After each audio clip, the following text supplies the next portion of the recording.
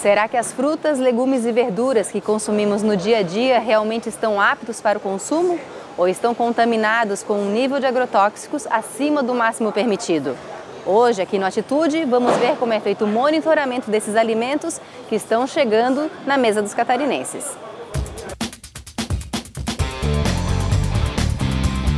Central de abastecimento do estado de Santa Catarina. São 4 horas da madrugada e o ritmo de trabalho é intenso. Mais de 1.200 agricultores vendem seus produtos na Ceasa, instalada na Grande Florianópolis. Daqui, os alimentos vão para restaurantes e supermercados do estado e de fora. A cada mês, 26 mil toneladas de hortifruti grangeiros são comercializadas.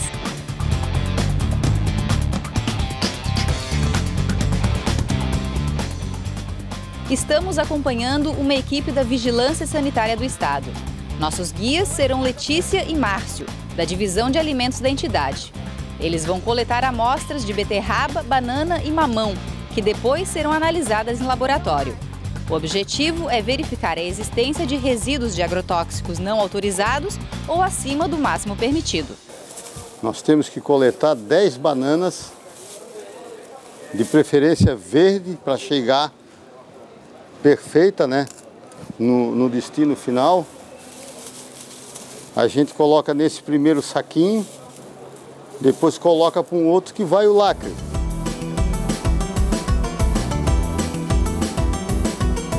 Toda a amostragem da coleta de hortifruti, ela segue o mesmo padrão do Codex, que é o Código de Alimentos, é um código internacional que determina a quantidade de unidades por cultura que deve ser coletadas para ter uma amostra segura, uma amostra com estatística significativa.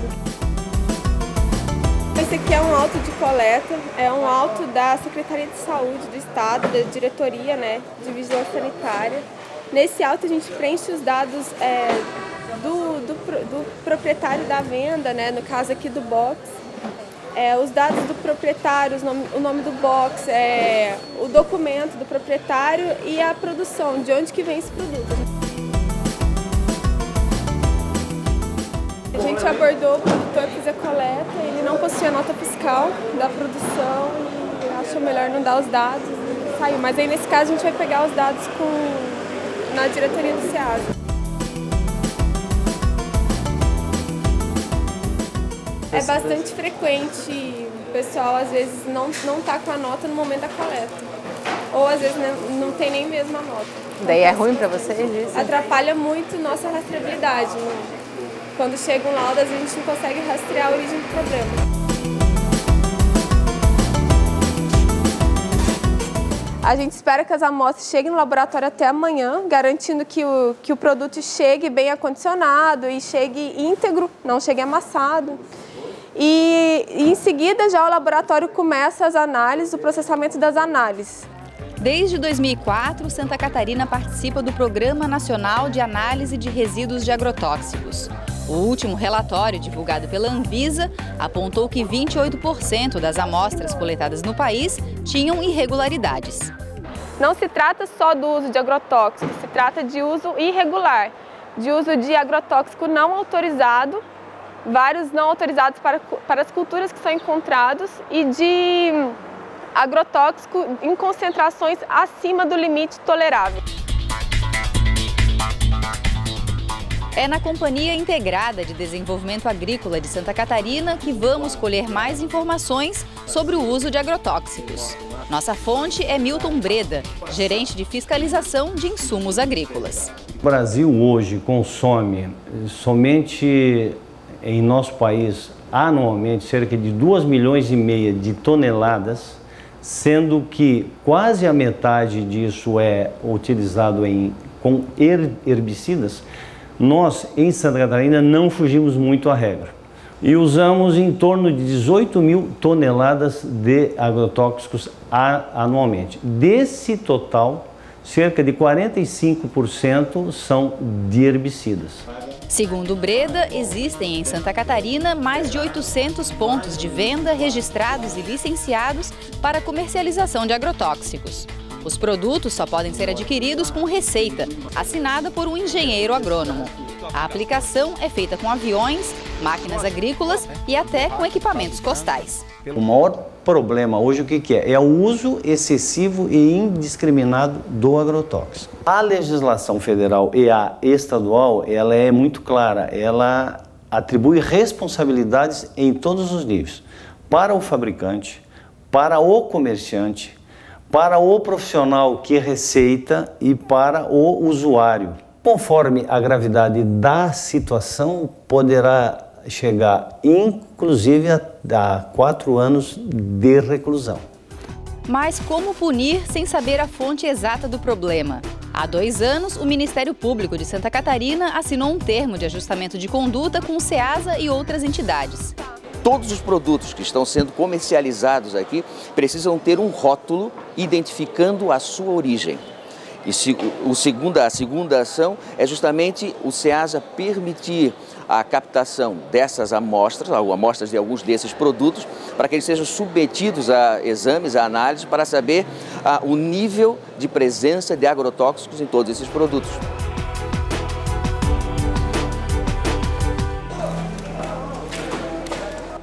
Do SEASA, direto para laboratórios credenciados. No próximo bloco, vamos ver de perto como funciona o processo que verifica a quantidade de resíduos de agrotóxicos em frutas, verduras e legumes.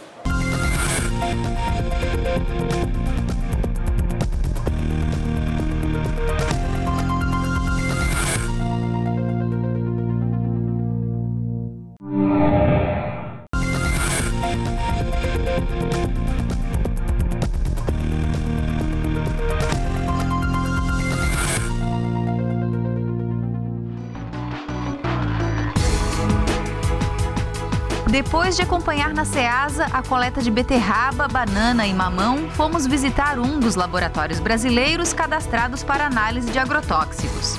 Atualmente, Santa Catarina encaminha os alimentos coletados em supermercados e na central de abastecimento para São Paulo, Goiás, Minas Gerais, Paraná e Rio Grande do Sul. Estamos em Porto Alegre, onde fica a sede da Fundação de Produção e Pesquisa em Saúde do Rio Grande do Sul. Agora nós vamos ver de perto como funciona a análise dos alimentos coletados em Santa Catarina.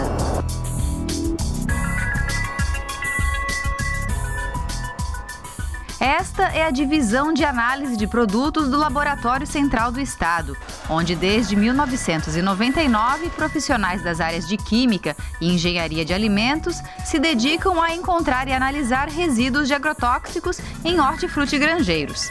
Nosso contato no laboratório é a química Gabriela. A amostra ela é coletada, chega aqui no laboratório, aí ela é processada na sala de preparo de amostra. Apenas 10 gramas de cada amostra são separadas para análise. Com uma pipeta são acrescentados 10 mililitros de solventes orgânicos. Junto com um pouco de sal, os solventes vão reagir com os agrotóxicos presentes na amostra e separar esses resíduos. Esse aparelho, chamado Vortex, agita os tubos até as amostras ficarem homogêneas. Em seguida, a amostra segue para a centrífuga, onde vai girar em altíssima velocidade por 10 minutos.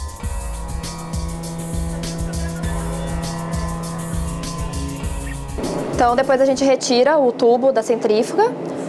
Aqui, no caso, fica o sal que é utilizado na extração, a amostra, e aqui está o sobrenadante que vai ser utilizado para a continuação da análise.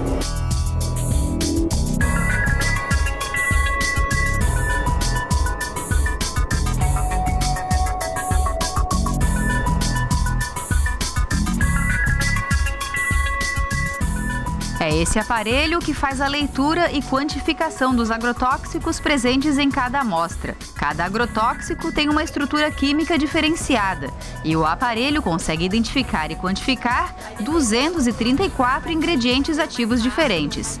O resultado gera um laudo, que é encaminhado aos órgãos interessados.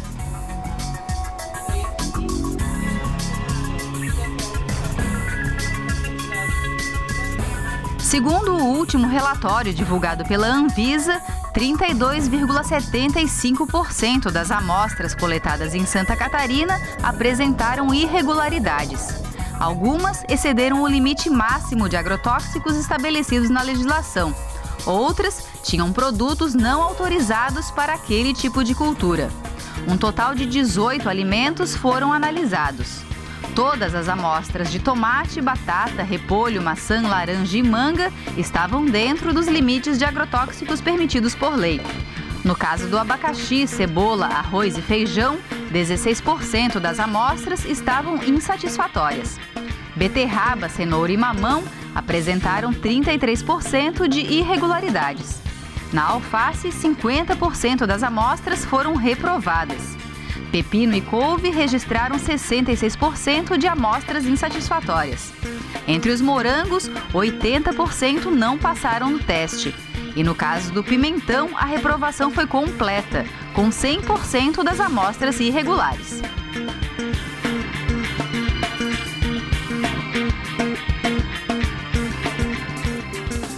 Fomos até o Centro de Informações Toxicológicas de Santa Catarina conversar com a médica e coordenadora clínica Adriana Barotto.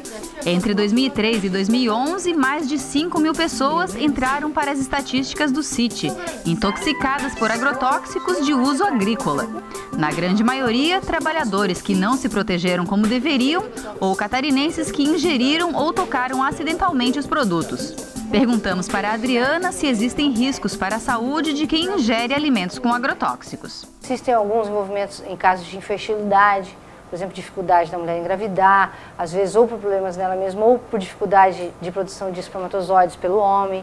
Algumas alterações, por exemplo, na glândula tireoide, que a gente vê aumento aí de afecções da glândula, presença de nódulos ou disfunções da glândula, hipotiroidismo, por exemplo, podem estar eventualmente ligados ao consumo regular e contínuo de alimentos contendo quantidades, às vezes, excessivas de agrotóxicos.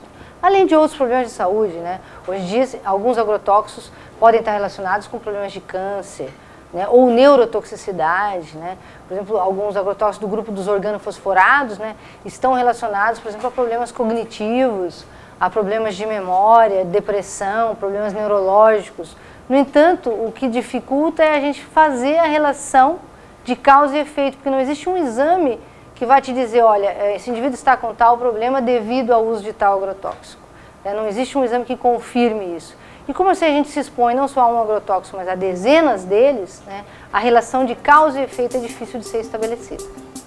Alimentos bonitos, aparentemente saudáveis, que podem esconder agrotóxicos irregulares.